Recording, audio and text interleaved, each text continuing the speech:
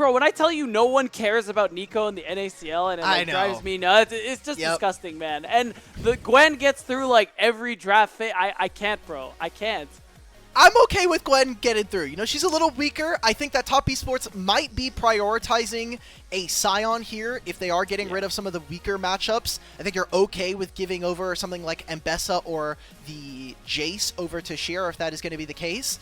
So we'll see. There is also a Vi getting on through. I wonder if that is going to continue to be a really big presence here in the playoffs. I think most probably the champion is just kind of has the entire League of Legends world in a chokehold. She is just too good at the moment. But, I mean, Taliyah is also a champion that we need to be recognizing. So I think that priority is just going to go over to that instead for Creme. All right, so Taliyah, most broken champion right now. Her items are really abusive as well, so good to see being able to make that cross map. I like this breaking up of the combo. We said that maybe we were going to see a little bit more Sion here. It's going to be the first pick going in for FPX on the red side, and potentially breaking this up and giving Shadow one of his better champions that we've seen from him in this split, as well as, again, that duo between him and Taliyah being able to make cross map plays.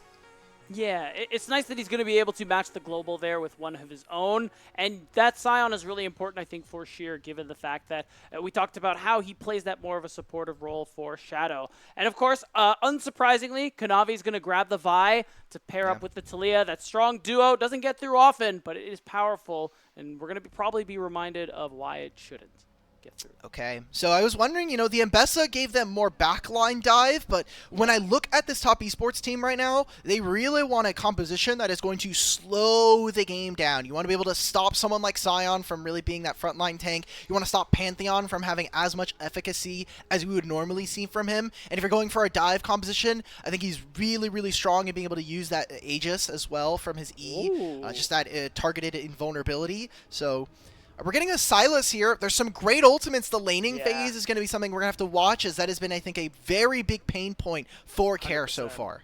Yeah, I think once you see Ornn and Vi, that's enough. You don't need any more information. It's a Sylas angle, but it is true. Nameplate's off. I like the angle here, but you mentioned it. Care has been struggling in the lane phase and in some of those mid-game team fights, so it's going to be really important for him to not fall too far behind so he can make take full advantage of those ults that he's looking to steal.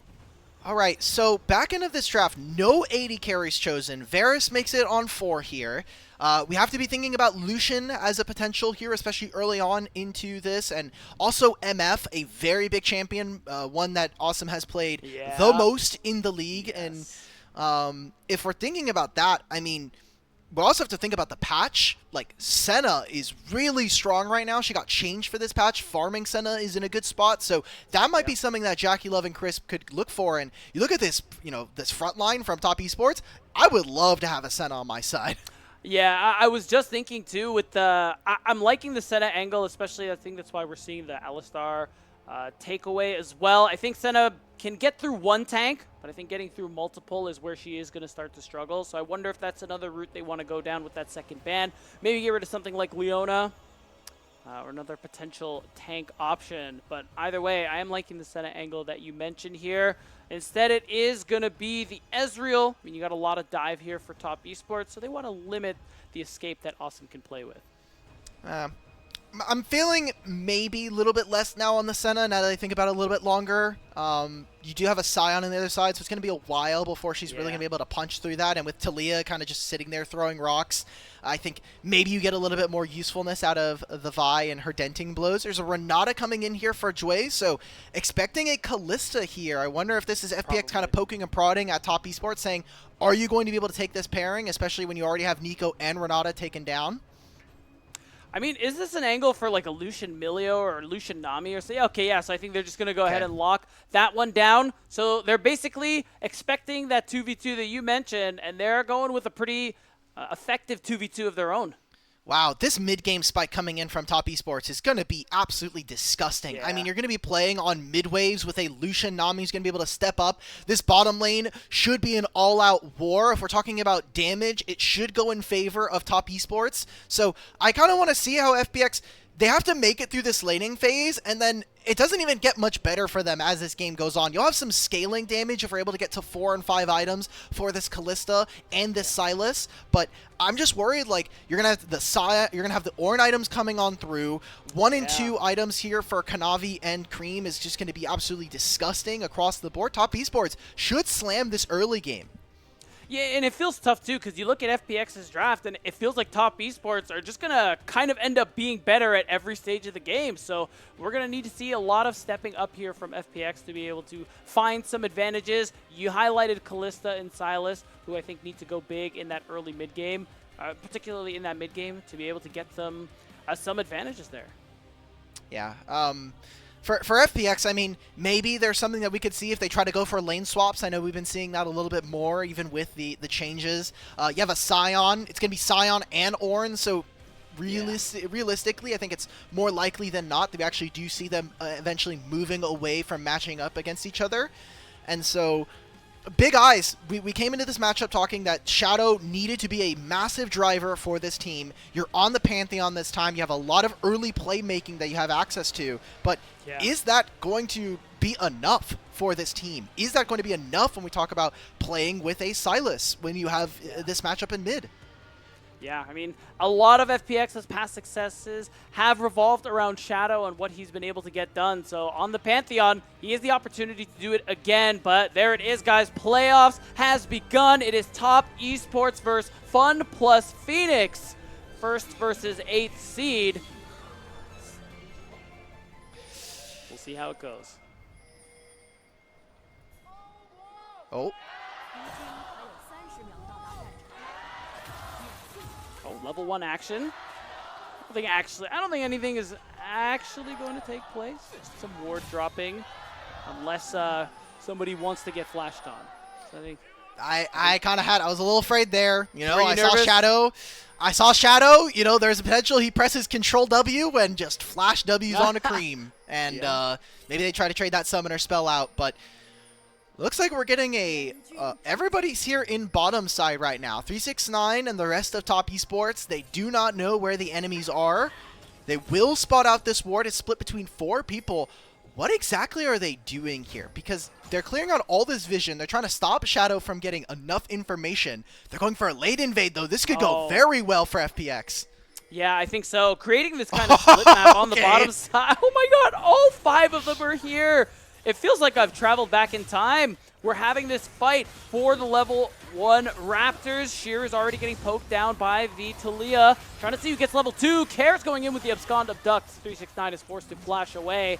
At the end of it, it's kind of an even split there. Neither Kanavi nor Shadow end up getting level 2, but 369 is forced to flash. Yeah, Shadow gets a majority of those camps, and that flash away from 369, yes, it is the Sion versus Ornn matchup, but when Sion has, you know, summoner spell advantage, especially with that decimating smash, becomes a little bit more powerful, so we'll see what that ends up doing. This is a huge investment from FPX just to make sure that Kanavi is not only a little bit behind, but also they're just doing a lot of information gathering. Yeah, and I think they pretty much got everything they could have hoped for there. Again, level 1, really weak as well, so trying to take advantage of an early timer where Kanavi isn't going to be able to have that much impact. So at this point, the info is there. You know as FPX that Shadow and Kanavi are going to end up on other sides of the map. I mean, you want to play for this Kalista Renata. We talked about how important this duo is, but that ward XP actually clutching up. JackeyLove and Chris hit level 2 first. And they get the heal away from Jwei there. Expecting maybe a little bit more coming out from them.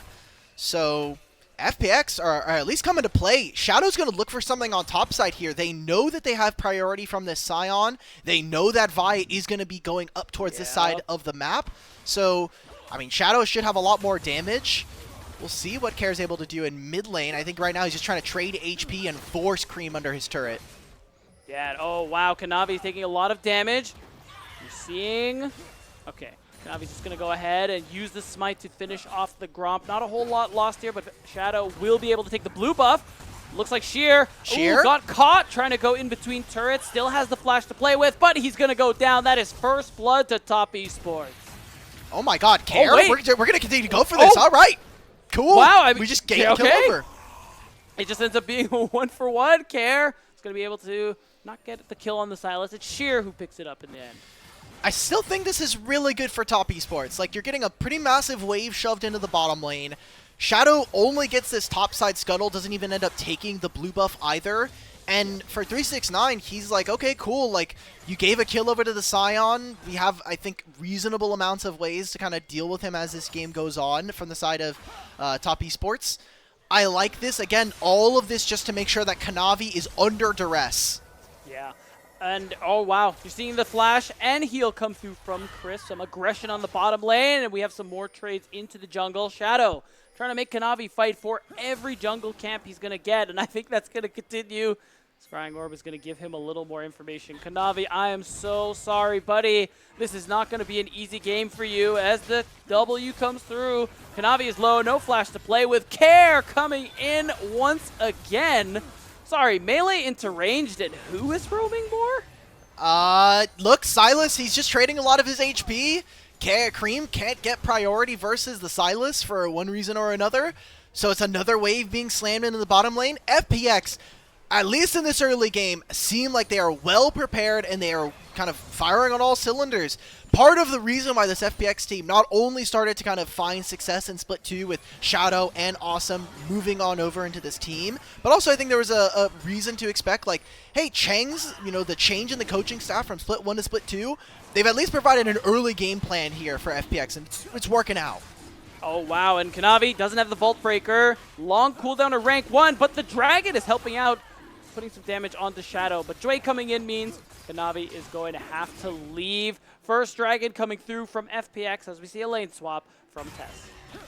Look at this from FPX, dude. We're going to go. So Shadow's going to do the Dragon. He can go for a recall probably to pick up more items, but I think, he has pick of the litter. I wonder if he's going to start on his bottom side, because these bottom side camps for FPX are still level 1.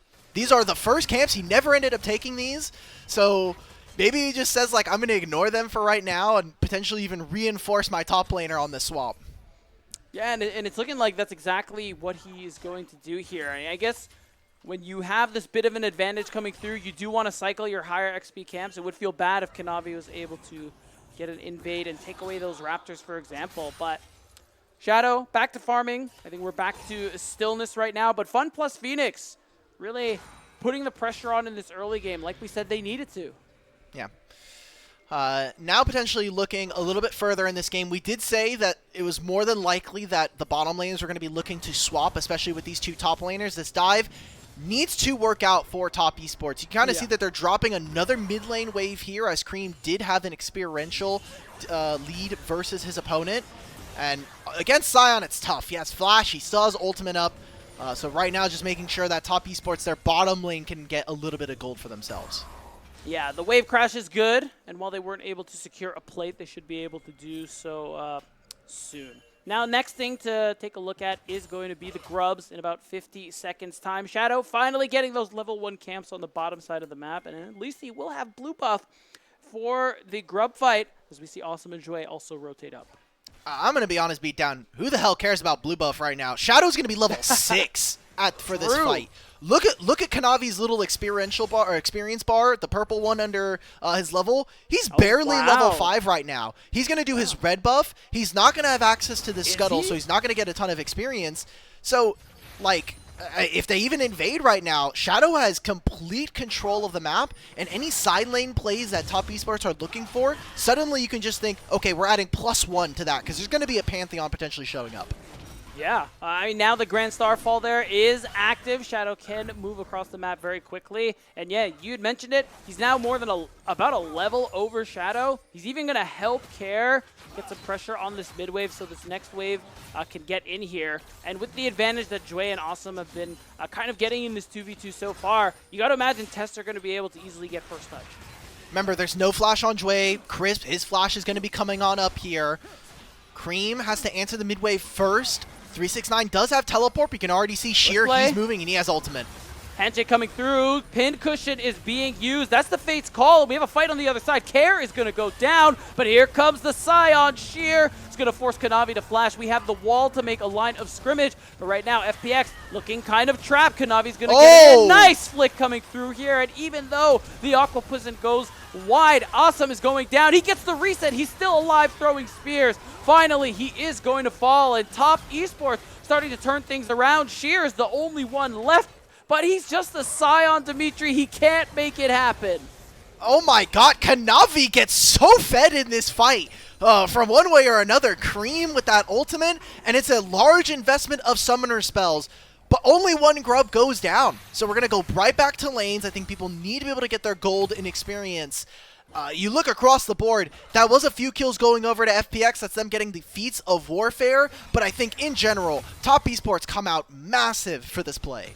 Yeah, and you really feel like FPX are going to need to try and at least get that second grub with Shadow on their way around there. But for now, we're going to see how that first grub went down and what happened in this fight. I never want to take these small skirmishes here. Wow, that Callista W not spotting it out. The fact that Creme and Kanavi get to work together, they immediately take down Care. This flash from Kanavi is also clutch, and then just the rest of this fight is so sloppy, I think, from FPX. The fact that they get split up to start, the bottom lane already had to invest the ultimate as well, or the Fate's Call. The fact that Awesome even gets a reset here is great, but it really feels like this is us overreaching and having to outplay a bad situation. And it really feels like, to me, it was a really great catch-out onto Care. As soon as he goes down, Alk, I feel like you just don't care about this fight anymore as FPX. Yeah. That Silas, we talked about how powerful the hijack is in this game. Doesn't even get to use it. There is no stolen Ornn ultimate. There is no stolen Vi ultimate. So I think so much value was lost there for FPX. Yeah, it was really smart of Kanavi with him getting the red buff. I thought maybe he'd be a little bit behind, but catch-up experience is a hell of a drug. So he somehow slingshots with that, by the way. He's down 20 in CS, so jungle camp's around like 4 or 5. But he already has a completed Sundered Sky at 10 minutes. Like, this is exactly the spot where Top Esports want to be. They're going to be finishing their first items across the board in a few moments. I think FPX right now, they might be looking at a Dragon stacking as a potential win con for themselves to get back into this one. Scion already preemptively moving. You can start to see that FPX, they want to make sure they get this objective. Yeah, Unstoppable Onslaught threaten means Sheer is getting a lot of space for his team. And Top Esports happy to let go of this Dragon. It really isn't that much of a big deal for them to drop down 2. I imagine we'll see more of a contest for that next one. And 369... to be able to get that Demolish proc off and dopamine shot. Feels good. I mean, this is great, right? When you look at Ornn, he's another top laner that really loves to get gold and experience, especially that experience side, just so you can start to give out those masterwork items. Right. So being able to have alone time and get a little bit more gold for himself, not all that bad, is going to be the finishing of the grubs. 369 doesn't have flash, but is literally playing Ornn. I don't think it matters right now. Yeah. And it's fine too. Creme and Kanavi are here, and Top Esports, the flick ends up being pretty good. Wait a minute. Oh, that's a little awkward. I don't think Kanavi can steal, right, guys? But it's the call of the Forge God coming through. It's going to knock up 1. You have the tidal wave as well. You got numbers for Top Esports, but the damage is too much. Care and Sheer are going to come up big time. Crisp is going to have to flash away as well. Creme forced to use the ultimate there to save himself and his team. And Shadow is going to come in with the ult, but no more kills go through. Okay, so we talked about in draft that when you look at this Top Esports roster, who is killing Sheer? Who is killing the Scion? And with how much HP they have, they're going to go for another dive here from the side of FPX. There are Hextech gates, so they got to do this fast. Yeah, there it is. No stuns are coming through, but the damage is more than enough. Fate's Call is going to make sure Jwei doesn't fall to the turret. All right, well, now FPX are splitting plates 4 ways here in top side. JackeyLove is slamming this mid lane turret. Hopefully the observers do end up kind of moving on over. He's able to get at least 2 plates for himself there to try to even out for this. I don't know, BeatDown. I look at this and I'm saying, okay, FPX, they got the second dragon, they got another set of grubs, so they get all of them. They get the feats of strength completed in that play. And we take a look at this. I mean, there's just no damage here. Who is doing damage on this team aside from Kanavi? I mean, honestly, it doesn't look like much of anyone. And props to Sheer for being able to get that big decimating smash. I think that was a really important part of that damage that ended up closing things out. At this point, Creme's wall did save Crisp, but otherwise he could not save himself from that dive on that turret. And yeah, I will say FPX kind of getting a lot of what we wanted them to go for in this early game. Force kills, try and generate leads on their carries. But I will say, top esports, I mean, they still have that late game insurance, don't they? Yes, I mean, when you talk about playing on mid-waves, I think we're still expecting for top esports to be really strong. JackeyLove on this Lucian should be able to get a lot of work done. And eventually Creme will have enough damage, I think, that he'll be really annoying. I think that the Unraveled Earth definitely adds so much value versus this team. But I think there's still a lot here for FPX to play around. I mean, the Sylas has an infinite amount of possibilities you can kind of work around with that stolen ult. Yeah, very true. And right now, oh wow, it looks like Kanavi is spotted by yeah, that's vision toggle from our observers. Damn. Yeah. So there is no replay there. Shadow's able to successfully cover, and he's just going to go ahead and go for the back. Right now, Herald's going to be coming up in 30 seconds. We're 5 minutes away from the Otacon, but I think it's Herald and the next Dragon to focus on. Because while gold is mostly even, FunPlus Phoenix getting gold in a lot of the right places, and they've been Drake stacking. They're able to get this Hextech soul point. That would go a long way towards win condition there with that Dragon Soul. I think this is a small mistake here from top esports. They put a lot of their priority, and you saw them shift towards the bottom side to clear some vision with Kanavi. I think especially with Herald coming up, you want to stop FPX from getting this objective because it's a minute before the Dragon, and as long as you have priority, especially with this Talia up in top side, it is very easy for top esports with this bottom lane duo to push through mid, take control of the top side river, and then move in for an invade. Get vision down, get priority onto this objective. But by putting all of their vision here, we're already seeing FPX, they get to start this up, and you have this alongside of Kalista. This should be their objective.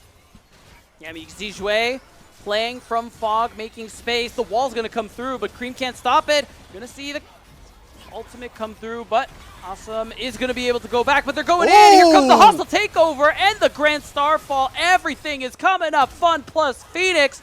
Shadow's going to flash to make sure the Blast Cone doesn't save Creme, but instead, they want to go for the jungler in Kanavi. Dragon's coming up soon, removing TES's Smite with the snipe.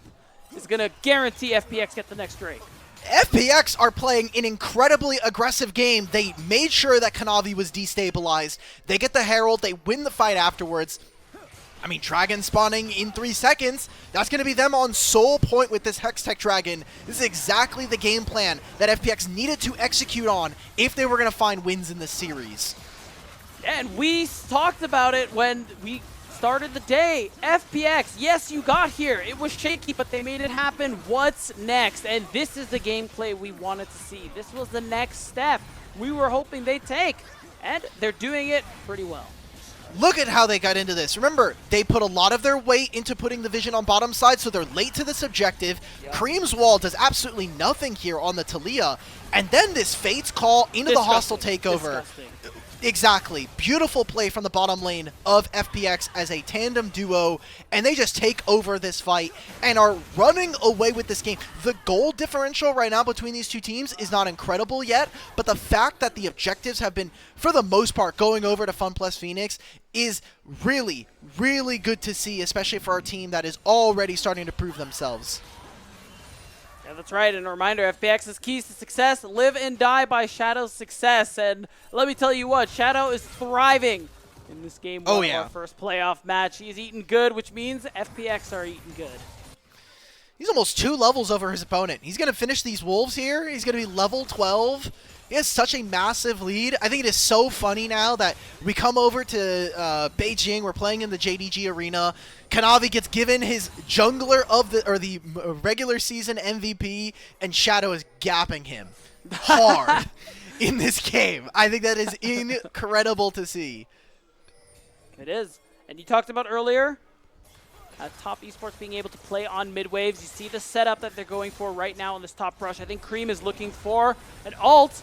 You're going to see the Weaver's Wall come through. Herald is going to drop, but top esports looking to see if they can try and knock this down. Uh-oh, Jwei, he's going to be able to survive, but the flick, nicely predicted. Fate's Call's going to save him, though. They're going in. So much damage coming through, and the hostile takeover just buys so much space. That's going to be 2 down in favor of FunPlus Phoenix as they just can't stop winning.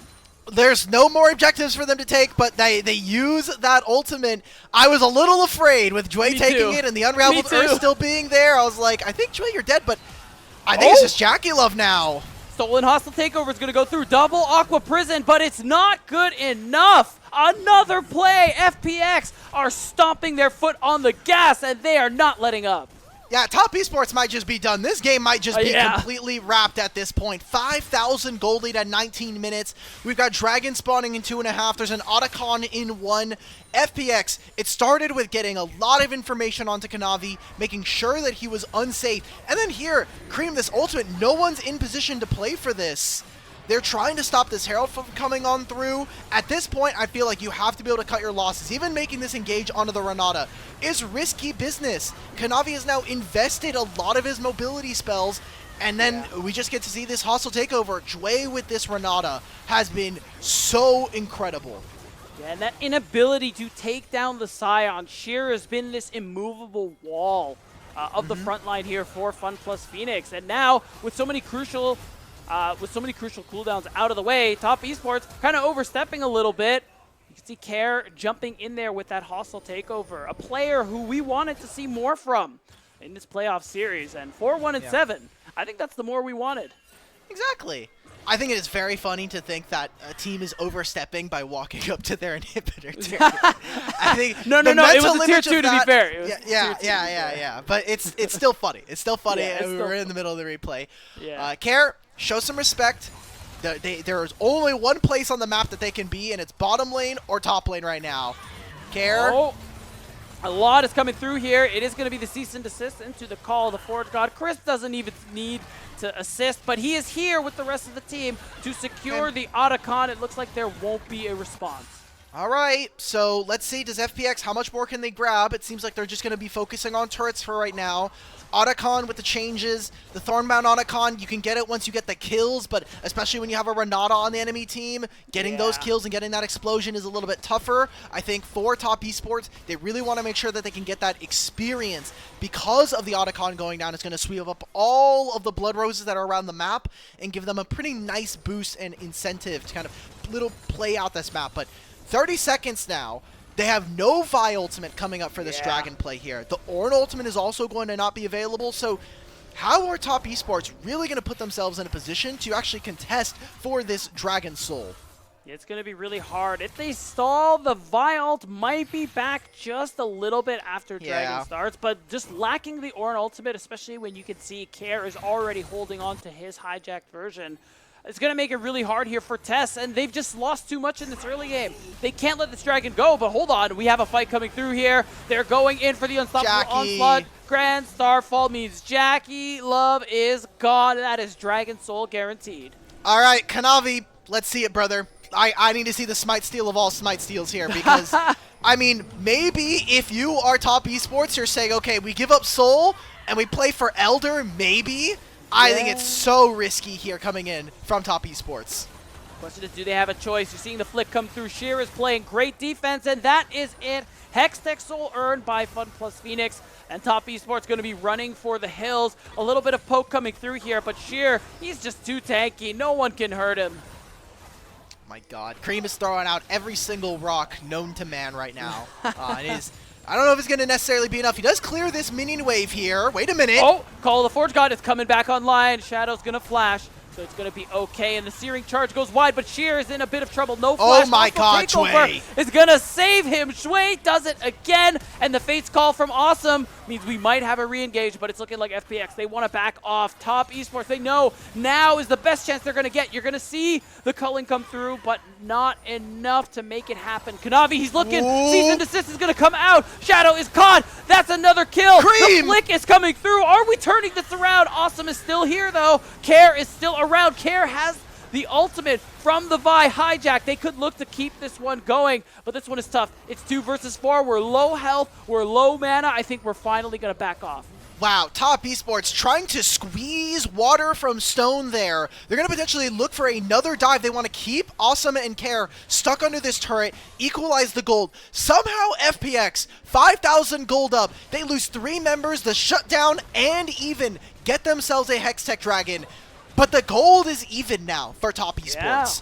I'm still thinking this is an FPX favored game, but it's plays like that where FPX get trapped a little bit and they go for a little bit more than they should, where they end up kind of making the game a little more tough for themselves. Yeah, and I think this is a moment here where, as FPX, you want to be walking away. But I think they were just kind of feeling themselves a little too much. Care had the cease and desist. But Top Esports, it's good recognition from them being like, okay, guys, this is a great angle for us. We have their health bars low. We need to take this. And it was messy, but they made it work. I feel like FPX just did not play with the adequate range, because when you look at this team, there's like that effective range of when you're allowed to play, especially for Silas and this Kalista. All of the terrain that they were fighting on just absolutely sucks for them. They can never hit over those walls. JackeyLove is going to have better range. Talia's going to be more effective in that way. So FPX, back to the drawing board a little bit. Let's calm down. We're getting really close to closing this game out. We've got Baron spawning in 35 here. You have this Hextech Soul. Now you need to be able to punish your opponents. I think biggest thing for me is we look at that player goal. JackeyLove's second most in the game, and I'm looking at that LDR in his inventory. This is going to be kind of that make or break fight. Can FPX actually use this Dragon Soul and close this game out?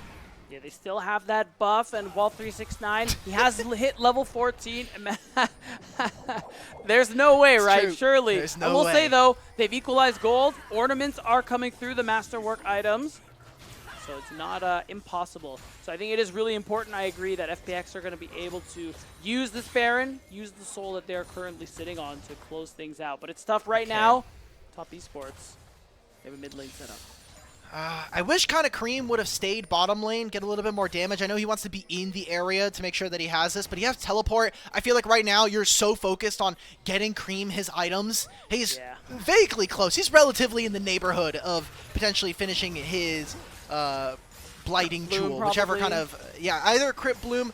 I think in this game with how much magic How resist tanky- is on their team, I think maybe this is a Void Staff game. But I feel like if you are Creme, you're really trying to get to that third item and close this one out for yourself. And put yourself in a good position to come back in this game. As Top Esports, they're jockeying for position. They have control of the mid wave right now.